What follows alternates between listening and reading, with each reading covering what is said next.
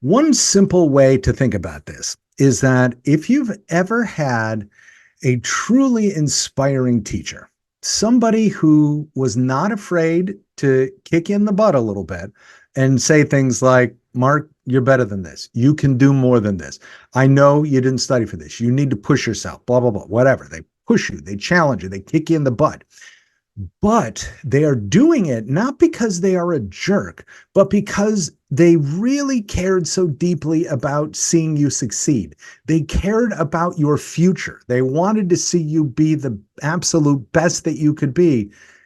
That teacher, and I think we've all had, hopefully, at least one of those at some point in our life. I mean, listen, not everyone, hits that high standard, but, I've had a few that took me aside and, kind of read me the riot act, but they didn't do it because they were so nasty. I've had those too, but they did it because they just cared, because they saw something in me and, they wanted me to pull my head out of the wherever and turn my homeworks in and study for the test and, all that good stuff.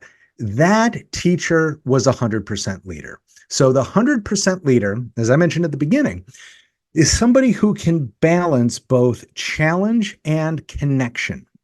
Now, it's not always a perfect 50-50 split, right? It is sometimes you got to lean more in one direction, more in the other direction, but it is striving for, if you think about, being on a seesaw is not, you are just perfectly static and you never move. You're gonna move, but you move, but then you correct, and then you correct back, and then you correct back. It is a constant movement. It is a balanced leadership model, yes, but it is also a fluid leadership model.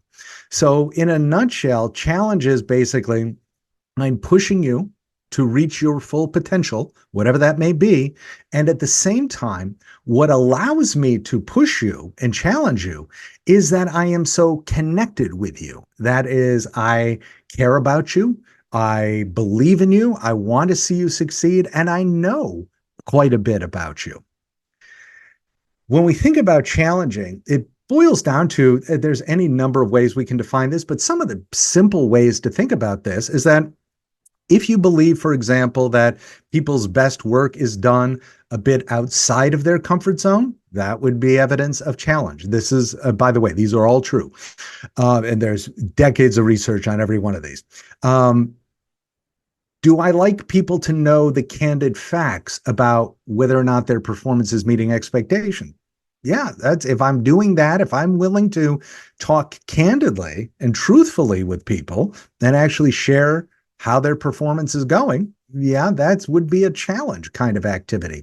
If I like to see people develop their weaknesses, not just focus on their strengths, but actually develop their weaknesses as well, great. That is on the challenge side of things.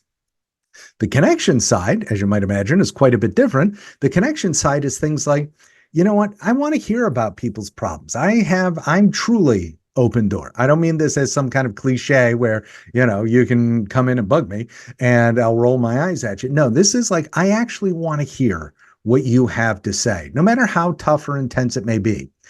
I want to hear every person on my team's voice. And now, if they're a true nightmare, well, then that would be on the challenge side. I have to deal with them. But generally speaking, if I have somebody who's quiet, I have somebody who's brand new to the team, I care enough. I actually want to hear what they have to say. I believe fundamentally that, yeah, people have insight, and it's up to me as the leader to gather that insight, to build enough of a connection that they feel comfortable actually talking to me about this.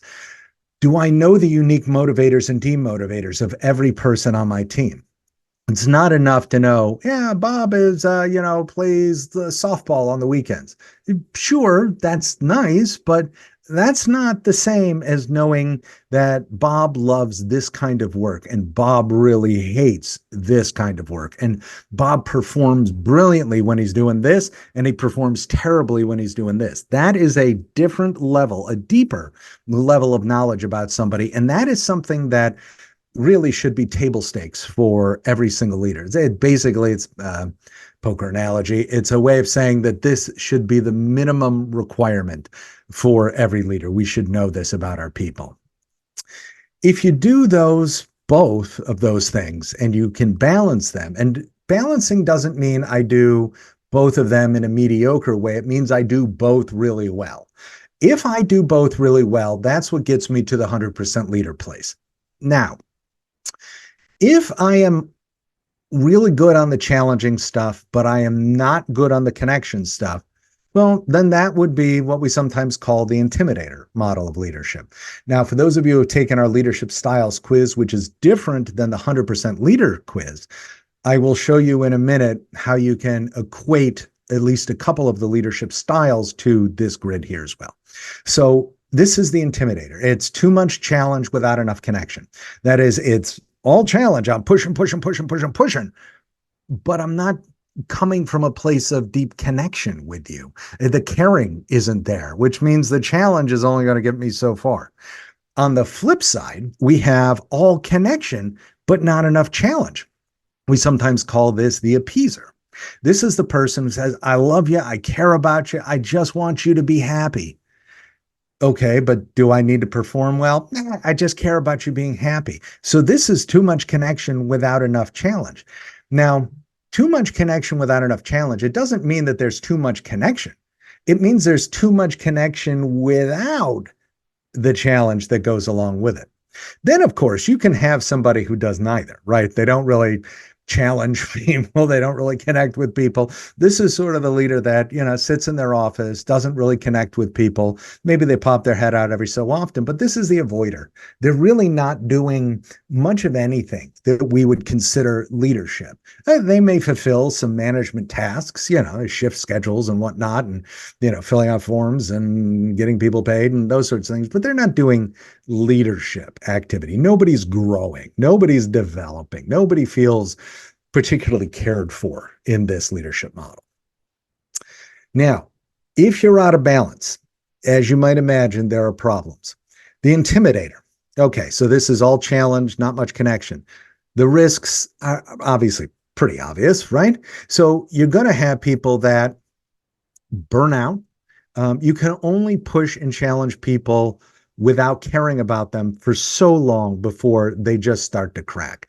Yeah, there are jobs where nobody cares, right? There is no caring, and it is just push.